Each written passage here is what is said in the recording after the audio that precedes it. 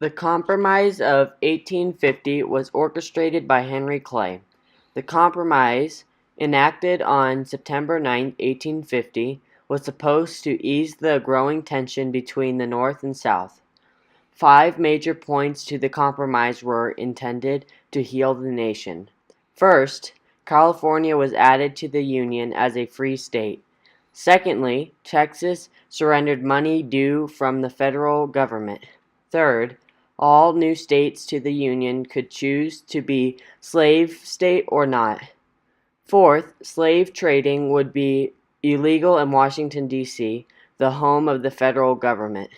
And finally, any escaped slave who was then caught would be returned to their owner regardless of the state and slave was caught in. Unfortunately, the compromise did not end the tension as everyone hoped.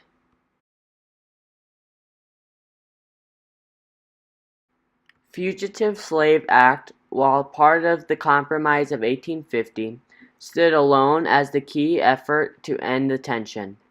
Not only were slaves to be returned to their owner, but anyone caught helping an escaped slave could face severe penalties. But as you might expect, Northerners often refused to return the slaves, and state governments in the North were not anxious to enforce the new laws. Unenforced laws only increased the tension between the states.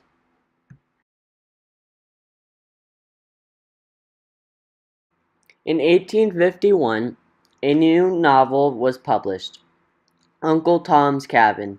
The author, Harriet Beecher Stowe, an anti-slavery advocate, wanted to inform everyone about realities of slavery. Her goal was to educate people regarding what really happens to slaves in the South. The novel sold 300,000 copies within 3 months and was so widely read that when President Abraham Lincoln met Stowe in 1862, he reportedly said, "So this is the little lady who made this big war."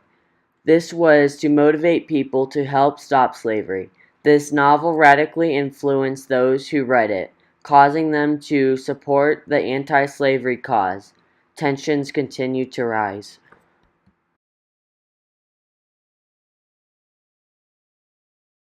In 1854, the Kansas-Nebraska Act was passed, once again authorizing the 2 states to decide if they would become a slave or anti-slave state. The citizens of each state could decide the type of state they would be. This had a major impact on the Civil War, because it once again allowed the states to self-determine. While the South was thrilled with new opportunities for slave states, the North saw this as a step backwards. Once again, tensions continued to rise.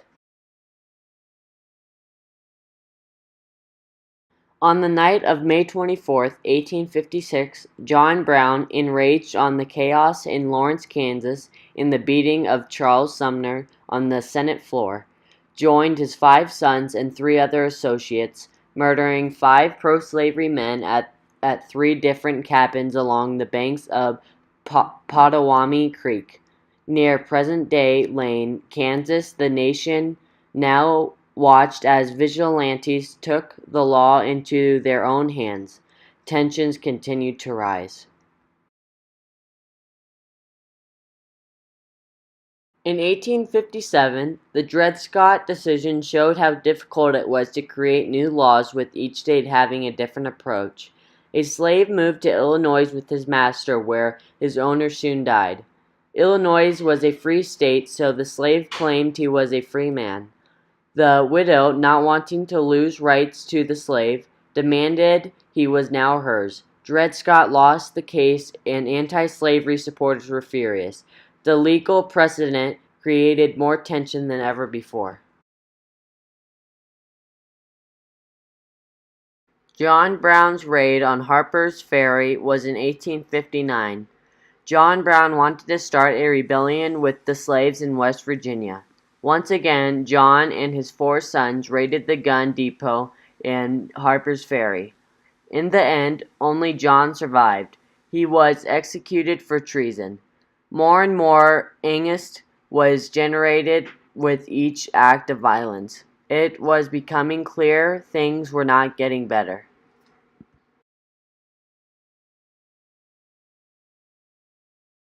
President Lincoln was inaugurated in 1860. His election was unexpected and a very tight race. Ultimately, he won through the electoral votes. People in the South did not approve of his election because they knew he was going to attempt to end slavery across the entire nation. This was one of the biggest causes of the Civil War. People in the South knew they had to do something radical or their interests and desires would continue to crumble. His election marks a significant turning point for the United States. Unfortunately, there will be no turning back.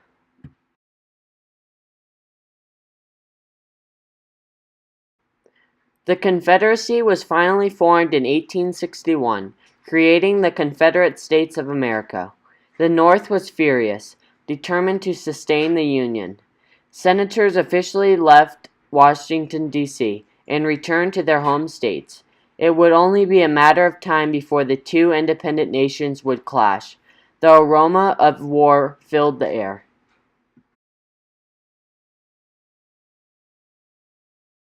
The Battle of Fort Sumner occurred on April 12th and 13th in 1861. Southern forces began a bombardment of Major Robert Anderson's small Union garrison, secluded in the unfinished fort in the harbor of Charleston, South Carolina. The violence had been preceded by months of siege-like conditions. The South fired the first shots of the Civil War, initiating the nation's greatest struggle. After 34 hours of nonstop fighting, Southern forces prevailed as citizens from Charleston watched from their civilian boats nestled in the harbor. This was the start of the Civil War.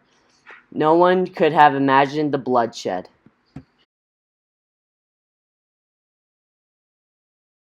There is a saying, those who fail to learn from history are sure to repeat it. Once again, our nation finds itself struggling with racial tension and a variety of cultural values competing for dominance. Perhaps we can learn important lessons from the events leading up to the Civil War.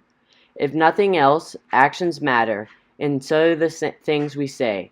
Perhaps it is time to once again learn the art of being civil. Tearing down statues that remind us of a painful past will only cause us to forget the lessons of the past sooner. I hope we learn our lessons from the past and avoid a painful future.